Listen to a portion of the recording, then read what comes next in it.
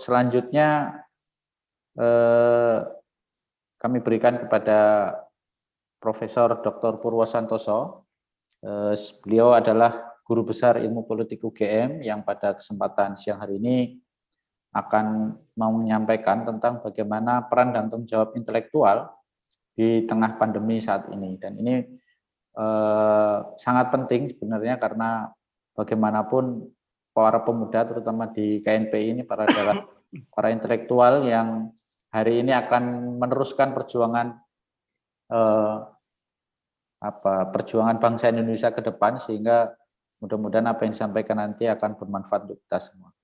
Waktu dan tempat kami persilakan pada Prof. Purwosantoso. Ya. Assalamualaikum warahmatullahi wabarakatuh. Assalamualaikum warahmatullahi wabarakatuh. Terima kasih Mas Moderator. Terima kasih kepada pimpinan pusat dan wilayah maupun para aktivis kemanusiaan yang bagian dari penggerak atau aktualisasi kepemudaan di KNPI, kepada Pak Dr. Ahmad Basarah. Salam hormat, terima kasih atas arahan-arahan yang saya kira akan tetap kita pegang teguh. Saya hari ini sangat terhormat karena diserai tugas untuk membicarakan kecendekiaan. Seolah-olah saya cendekiawan. Oke lah, saya mengasumsikan atau mengajak untuk mempersoalkan diri sendiri dalam hal ini KNPI, apakah memang ada unsur cendekiawannya, dan kemudian bagaimana aktualisasinya. Jadi saya tidak harus memberikan kuliah, tapi hanya mengajak untuk melakukan refleksi, dan dalam batas tertentu mengajak untuk mempertanyakan diri sendiri. Mohon izin untuk share screen, tolong host berkenan untuk membuka. Oke. Jadi kata sinergi itu sudah sangat populer, dan saya kira memang kita tetap punya komitmen untuk itu, dan itu kata yang sangat idealis, dan sepertinya tidak realistis atau hanya indah untuk dibicarakan. Tetapi saya bersyukur di era pandemi yang sedang melanda seluruh dunia termasuk di negeri kita, justru roh atau aspek kemanusiaan itu muncul. Terus terang saat ini saya sedang ikut di dalam launching kegiatan gerakan kemanusiaan, Forum Solidaritas Kemanusiaan yang sedang launching hari ini pada saat yang sama, sehingga saya di ruangan saya ini ada dua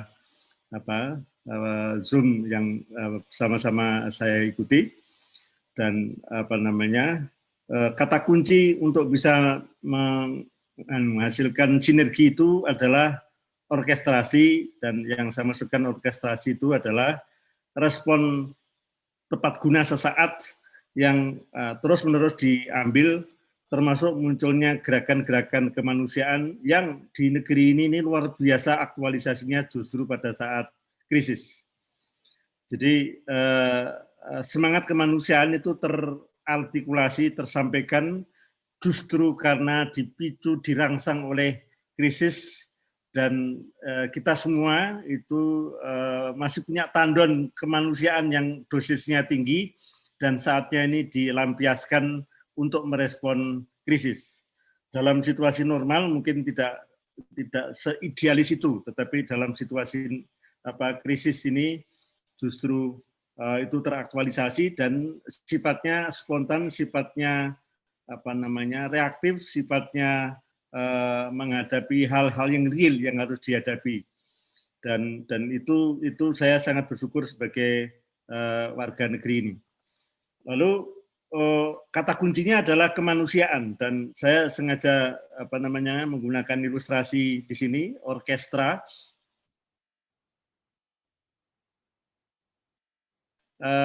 Lagu yang sama dinyanyikan oleh orang yang menggunakan instrumen yang berbeda-beda.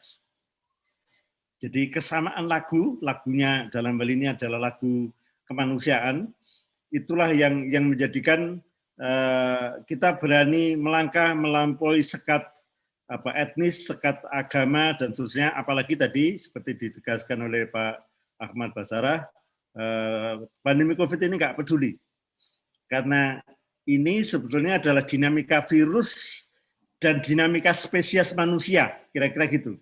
Sehingga kemanusiaan manusia ini sedang diuji coba oleh Tuhan, kalau bukan alam gitu. Dan oleh karena itu maka kemudian bagaimana sih persaudaraan antar umat manusia tanpa sekat agama itu kemudian bisa menjadi nada dasar atau lagu bagi semua Indonesia itu tidak kehilangan kemanusiaan hanya karena Indonesia. NKRI harga mati bukan berarti kita tidak manusiawi, kira-kira gitu. Tapi yang lebih penting adalah bagaimana ini teraktualisasi di dalam kecendekiaannya KNPI.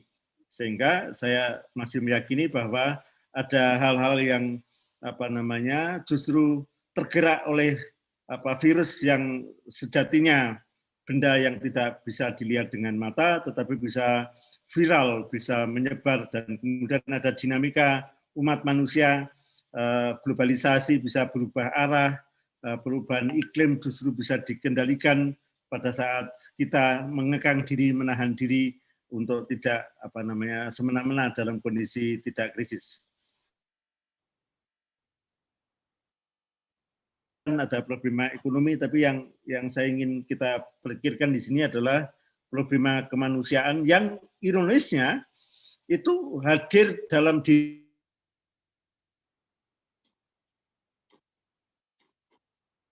pada level peradaban, sehingga ini tidak hanya hajatnya orang komunitas tertentu atau hajatnya pemuda, dan juga memang tidak hanya hajatnya negara. Dan negeri ini punya negara yang sebetulnya secara keilmuan saya ingin katakan itu tidak terlalu menjadi sandaran hidup bagi masyarakat. Maksud saya begini, bahwa ada hak-hak yang dijamin konstitusi dan upayakan dipenuhi oleh negara itu ya. Tetapi tanpa negara perform pun masyarakat itu mencari solusi bagi problematikanya sendiri. Jadi orang yang sama-sama memeluk agama tertentu kita sebut sebagai umat atau ummah, dan kemudian umat itu masih ada kelompok-kelompok, ada NU, ada Muhammadiyah, ada kelompok ini dan itu, dan mereka memikirkan kemaslahatatannya sendiri, dan kemudian kita punya entitas namanya ormas. Dan ormas ini lalu kemudian di dalamnya ada unsur pemuda, ada pemuda Muhammadiyah, ada Ansor, ada Fatayat, ada macam-macam elemen pemuda ini, dan pemerintah Orde Baru mulai merapikan ini, disinergikan dalam pada KNPI. Masalahnya adalah sinergi ini kehendak pemerintah ataukah ini kehendak pemuda yang justru menjalin komunikasi dengan pemerintah atau apa? Karena zaman sudah berubah, tapi terlepas dari nanti apa refleksi yang kita tekuni, kita jalani, kita perlu menyanyikan lagu kemanusiaan. Jadi kalau dalam ngajinya orang NU ada ukhuwah pada level jamaah, level kelompok, dan kemudian level negara, dan kemudian level dunia, level kemanusiaan. Dan tantangan yang menggedor kita setahun terakhir ini adalah justru tantangan kemanusiaan, dan kemudian kemanusiaan kita lah yang jadi taruhannya. Next.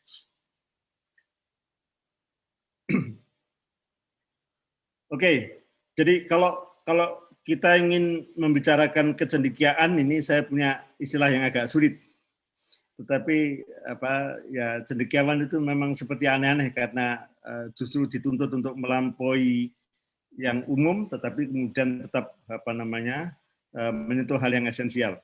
Katakanlah kita ini tadi berbangsa, dan kemudian berbangsa itu kita simbolkan dengan merah putih. Merah putihnya kita ini kan sebetulnya dalam banyak itu kabur. Katakanlah ada KNPI, apakah KNPI itu isinya orang yang merah putih tanpa kotor? bisakah kita mempersoalkan merah putih kita itu seperti kita membicarakan hitam putih. Jadi sebagai istilah hitam putih itu tidak mungkin menjadi realita kehidupan, sehingga ada wilayah abu-abu, dan justru adanya krisis, adanya pandemi global ini, lalu kemudian kita cara pikir yang tidak hanya cerdas tetapi bijaksana. Jadi saya ingin mengoperasionalkan kata kecendekiaan itu di satu sisi pemuda, dan kemudian kecerdasannya pemuda yang ada di dalam KNPI. Kalau cerdas itu konotasinya adalah bisa meraih sesuatu yang sudah ditetapkan sebagai tujuan, dan kemudian dengan optimal mencapainya dengan cara cepat, dengan disruption dan seterusnya. Tapi bisa jadi tidak cerdas, tidak bijaksana. Karena bijaksana itu ditandai oleh kemampuan untuk berpikir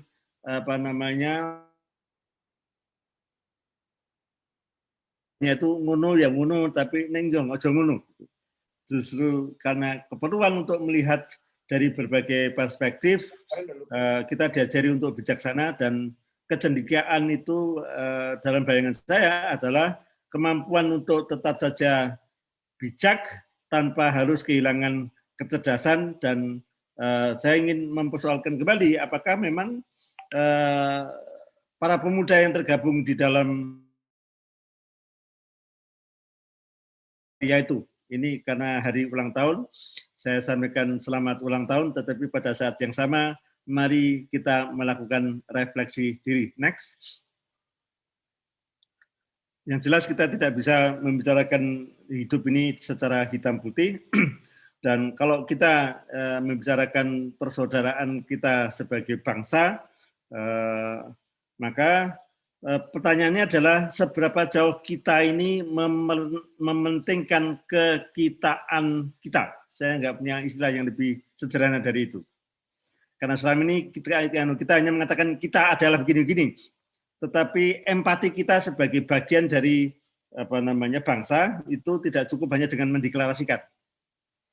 Oleh karena itu mempertaruhkan kekitaan kita itu, kemudian bahasa sehari-harinya itu adalah kita harus mawas diri, harus melakukan pengendalian diri, tapi pada saat yang sama itu kemudian tidak lupa dengan tujuan kolektif, tujuan makro, tujuan luhur, dan seterusnya.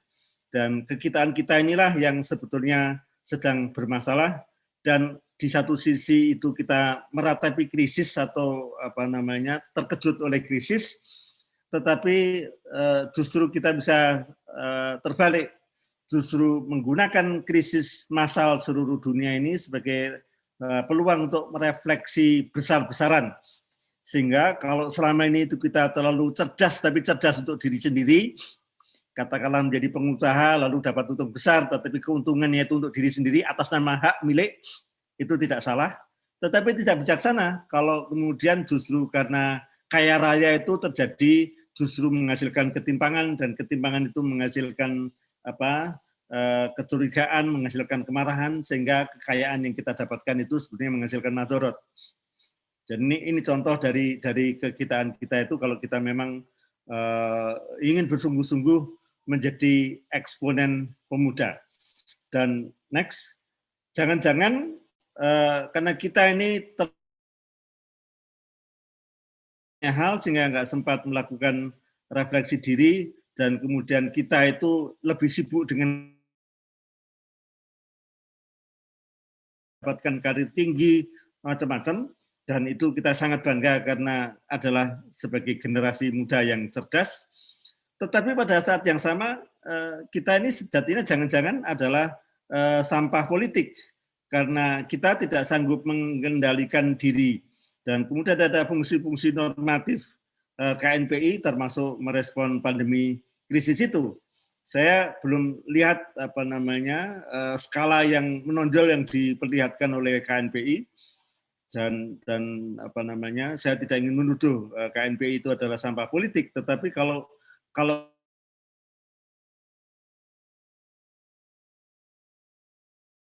yang ada ya sudah, kita hanya cukup retorik saja. Jadi kalau yang dikedepankan adalah kepentingan kelompok, saya tahu ada friksi di sana sini, ada juga kemandekan regenerasi kader dan seterusnya. Jangan-jangan kita ini sedang menyampahkan diri karena tahu besar, tetapi diri ini terlalu besar untuk dikalahkan. Sehingga kalau kita memang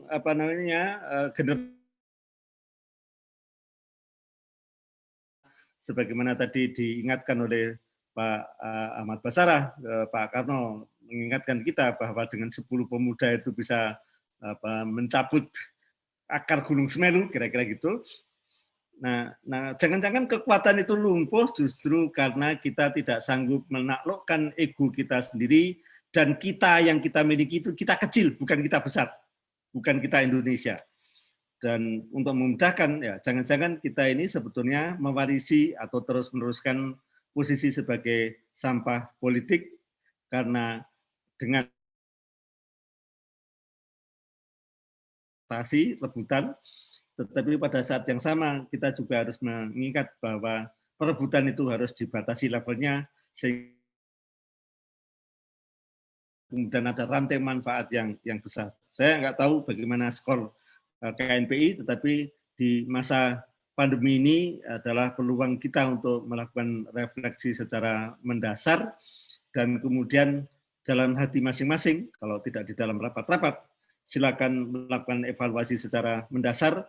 Yang kita pidatokan itu hanya pidato untuk memanis daya tarik kepada para pendukung, karena saya tahu juga tokoh-tokoh KNPI adalah juga orang-orang yang masuk di wilayah politik, dan ada juga kesadaran bahwa dengan masuk KNPI itu tangga politiknya menjadi semakin besar. Tetapi dari telah akademik yang saya jalani selama ini, KNPI itu sejatinya secara akademik adalah korporatisme negara. Jadi organisasi yang digalang sedemikian rupa sehingga pemuda itu mudah ditaklukkan, meskipun tadi ditaklukkan dengan pidato-pidato, sehingga simpul pemuda yang ada di berbagai segmen, tadi segmen keagamaan, segmen kedaerahan, dan seterusnya itu diharapkan bersinergi, tetapi sinerginya untuk apa itu di masa lalu itu lebih banyak untuk memudahkan governance, untuk menjadikan pemuda itu dalam kendali pemerintah, dan memang disinergikan, tetapi sinergi lebih banyak untuk memastikan kemudahan komunikasi dengan pemerintah di berbagai lapis. Dan kalau memang kita ini sudah tidak dalam lagi korporatisme negara pasca reformasi sudah lepas tangan dari situ. Sebagai contoh, MUI itu setara juga fungsinya di masa lalu sebagai korporatisme negara, dan kemudian negara itu tidak lagi mengambil kendali terhadap organisasi-organisasi keagamaan, dan kemudian belakangan ini kita tengarai bahwa justru simpul radikalisme itu terjadi di MUI, dan di MUI itu terjadi karena negara tidak lagi ambil kendali.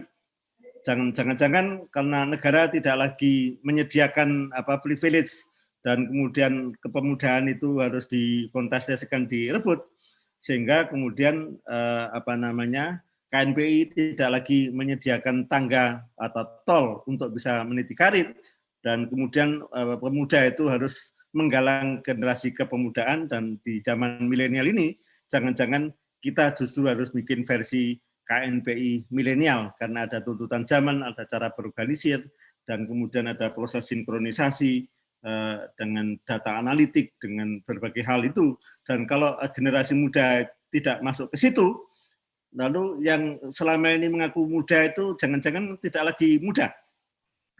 Itu. Sehingga kemudian ini lebih banyak tangga politiknya daripada sinergi gerakan kepemudaan. Dan kalau kita belum tuntas di situ, gerakan kemanusiaan atau nada kemanusiaan yang tadi saya harapkan bisa terartikulasi, bisa muncul, saya nggak bisa menjawab.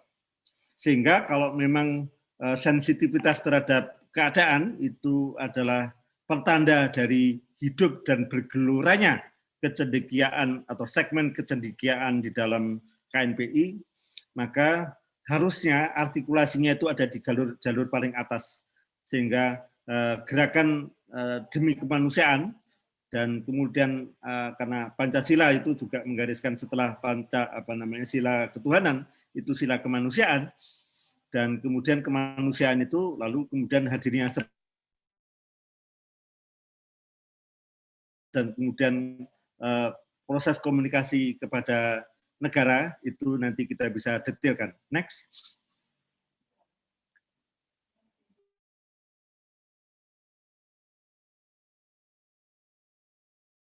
Yang tadi dibicarakan, bayangan saya gambarkan secara lebih rumit tadi Pak Basarah, kemudian masyarakat. Saya selalu menggunakan nalar demokrasi. Demokrasi itu adalah kedaulatan rakyat, ada negara, dan di tengah-tengah itu ada pemerintah yang menjalin interaksi antara negara dan rakyat. Dan dalam bayangan saya, negeri ini tidak kunjung demokratis dan tidak kunjung manifest kerakyatannya dalam zona formal, itu karena kita ini sudah di KTP-kan. Kita ini berharga di depan pemerintah ketika ada KTP-nya, sehingga tidak adanya KTP itu kemudian justru menghilangkan kemanusiaan manusia. Yang dilihat itu KTP-nya. Dan ini persoalan serius. Cara kita memperlakukan pemilik negara, pemegang saham negara itu tergantung oleh instrumen yang namanya KTP. Sehingga tubuh, nyawa, dan seterusnya itu tidak terlalu penting, karena kita memudahkan mengelola negara, lalu kemudian instrumennya adalah KTP. Dan KTP ini justru menjadi pengingkaran terhadap kewarganegaraan. Ini contohnya. Lalu negara itu punya pemerintah yang punya policy, dan polisinya itu tidak selalu memuaskan kedua belah pihak, dan KNPI sebagai tadi simbol dari semangat kepemudaan itu di satu sisi menjadi artikulasi yang lebih dahsyat daripada gerakannya anak-anak atau remaja, dan pada saat yang sama itu justru perlu dapat bimbingan arahan dari para senior. Dan di tengah-tengah itu ada peran partai politik. Nah, kalau partai politik itu kita bisa cermati, cara untuk bisa menjalankan fungsinya itu adalah justru dengan trust building, bukan hanya dengan mobilisasi. Sehingga kalau memang kepemudaan itu menjadi unsur penting di dalam kita mengelola demokrasi, dan demokrasi itu kemanusiaan, isinya rakyat yang manusiawi, maka kemudian justru peran partai politik itu justru bisa dimainkan sebagai ruang aktualisasi diri dari para pemuda dengan posisi di tengah. Dan saya tidak pernah mendengar ada kaukus pemuda di dalam DPR RI. Ini sekedar sebagai gugatan. Kalau memang kepemudaan itu penting dan pemuda itu dari dari berbagai partai itu punya forum bersama itu KNPI, lalu kemudian kalau ada concern dalam bidang atau isu apapun, termasuk isu kemanusiaan ini, mestinya pemuda yang justru paling depan untuk mempersoalkan dan kemudian take lead di dalam mencari solusi. Digerakkan oleh kepemudaan itu saya tidak lihat jejaknya di dalam proses di lapangan. Sebelum itu, tolong balik lagi ke sebelumnya. Oke, jadi kalau fungsi networkingnya KNPI itu jalan, maka kemudian KNPI bisa mengartikulasikan semangat mudanya di partai-partai. Dan obrolan saya dengan sejumlah aktivis partai politik di dalam pelatihan-pelatihan atau workshop-workshop yang saya ikut selenggarakan, ikut tangani, misalnya sekolah politisi muda misalnya, di sana isinya itu hopeless. Anak-anak muda itu di satu sisi ingin berperan tetapi nggak sanggup mendobrak keadaan karena sudah komunikasinya itu langsung di dalam taklukannya senior, bukan kan punya daya tekan kepada senior-seniornya, sehingga daya dobraknya itu sudah hilang. Dan dengan begitu, lalu kemudian pemuda itu hanya menjadi identitas, bukan menjadi kekuatan, kira-kira gitu. Dan ini sekedar ajakan untuk melakukan refleksi, dan sekali lagi ini tidak hitam putih, tetapi kalau memang ada kesempatan kesungguhan untuk menggunakan momen krisis global, termasuk krisis di Indonesia itu untuk membersihkan niat, lalu kemudian kembali ke sifat atau kekuatan kepemudaan, ada banyak hal yang kita bisa lakukan, dan itu adalah cara saya sebagai bagian dari intelektualitas kampus mempersoalkan kepemudaan pemuda. Next. Untuk mencapai ke situ, sekali lagi ada peluang-peluang politik yang harus dimanfaatkan, lobby ke sana ke sini, lalu kemudian bikin tim ini dan itu dan seterusnya, yang ini sebetulnya adalah yang saya sebut sebagai orkestrasi, sehingga kemudian silang menyilang panah itu kemudian bisa ketemu solusi sesaatnya atau solusi lokal, solusi setempat. Tetapi zaman sekarang ini saatnya orang bermain dengan data. Jadi kalau misalnya milenialitas itu ditandai dengan disruption, dengan digital literacy, ditandai dengan berpolitik menggunakan data, para aktivis di sejumlah tempat di Jogja mulai mewacanakan apa yang mereka sebut sebagai datakrasi, justru pemberdayaan berbasis data. Sehingga data itu menjadi bargaining power.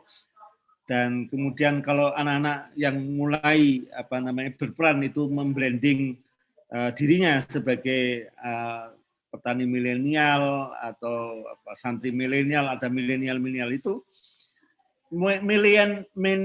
milenialitas itulah yang menjadi pertanda kepemudaan hari ini. Dan kalau KNPI tidak mewadai itu,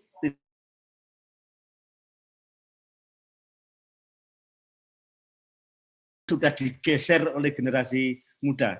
Dan kalau itu bisa terjadi secara alamiah, lalu KNPI ya akan menjadi puing-puing. Oleh karena itu, bagaimana peran sinkronisasi data, dan kemudian sinkronisasi politik yang melampaui sekat-sekat politik justru karena datanya bisa diagregatkan, dan kemudian ada ilmu namanya data science dan seterusnya, itu tidak menjadi kekuatannya KNPI.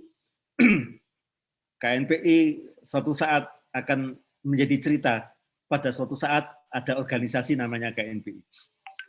Dan ini dasarnya adalah kemampuan kita untuk menyambungkan individu satu dengan individu yang lain dengan data, dan kemudian kesaksamaan kita mengelola data itu kemudian menjadikan ada kategori-kategori baru yang kita munculkan dan menghasilkan agenda-agenda baru. Dan dengan itu lalu kemudian pemuda sebagai pengendali atau pengelola data itu justru bisa menemukan celah-celah kebijakannya pemerintah.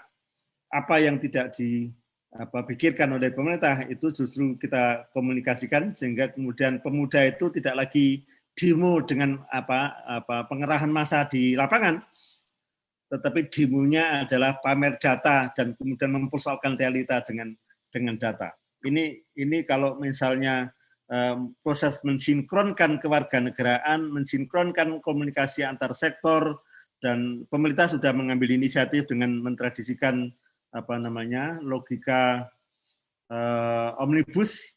Omnibus itu adalah cara untuk mensinkronkan kebijakan, dan proses sinkronisasi itulah yang menandai kebutuhan zaman, dan kalaulah kita ada kegiatan-kegiatan kemanusiaan, basisnya adalah data.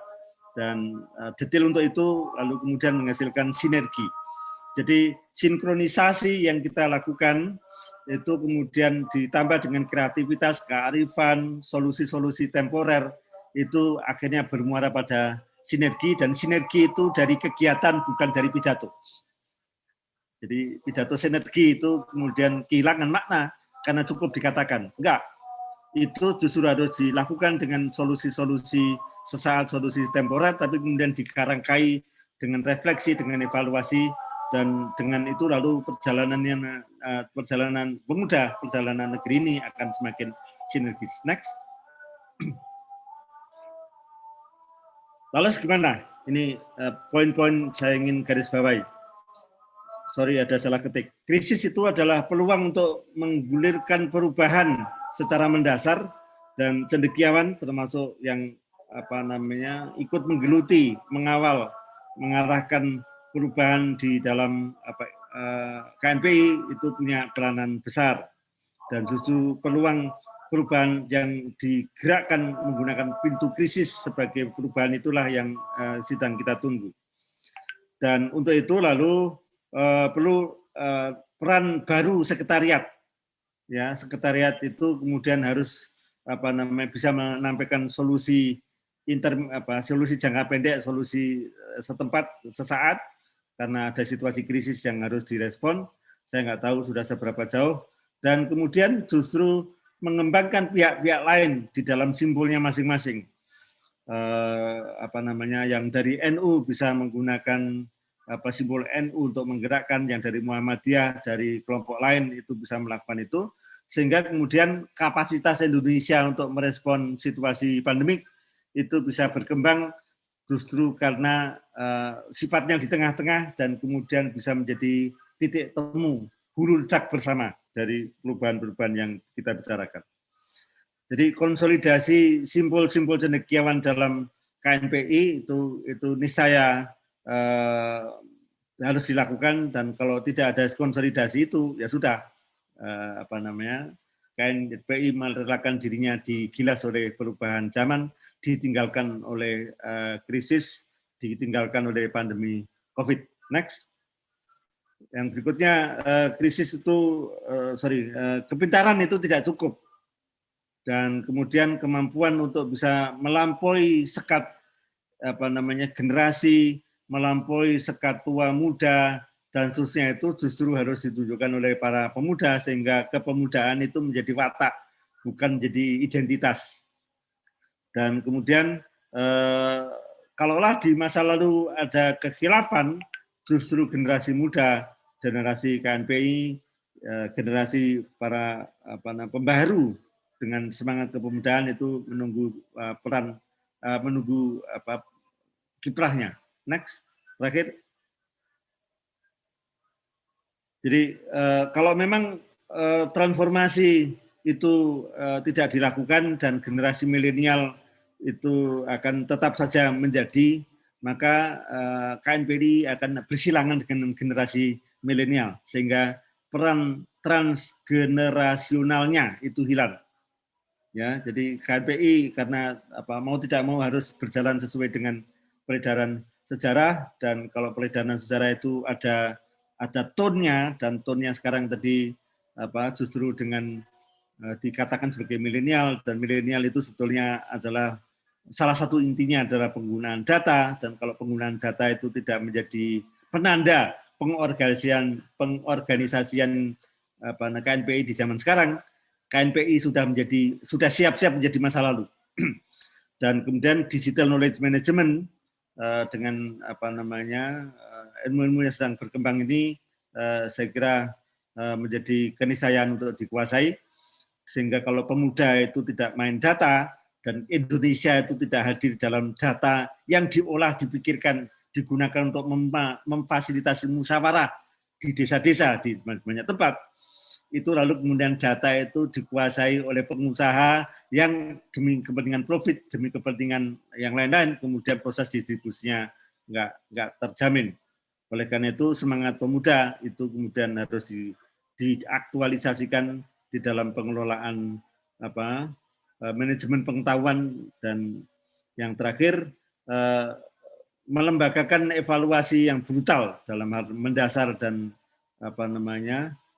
menjadi penting, dan solusinya adalah membongkar asumsi-asumsi. Yang saya lakukan tadi hanyalah contoh bahwa ada sejumlah asumsi yang selama ini menjadi retorika, dan kalau teman-teman para sahabat di KNPI sanggup untuk membongkar asumsi-asumsi itu, maka peluang untuk mentransformasi KNPI dan kemudian KNPI yang akan datang itu adalah KNPI milenial, disebut atau tidak disebut, itulah yang menandai survival dan kemudian proses transformasi yang ada. Saya mohon maaf kalau komentar saya terlalu tajam, terlalu menyindir, terlalu mempersoalkan, tetapi justru saya mengajak untuk menggunakan situasi krisis ini untuk menghasilkan letupan, loncatan perubahan, disruption, dan dengan cara ini lalu kemudian ada hikmah di balik musibah, di balik krisis ini, sehingga justru peluang untuk meloncat, melampaui masanya itu terjadi difasilitasi oleh krisis yang namanya pandemi COVID-19. Mohon maaf atas segala khilaf.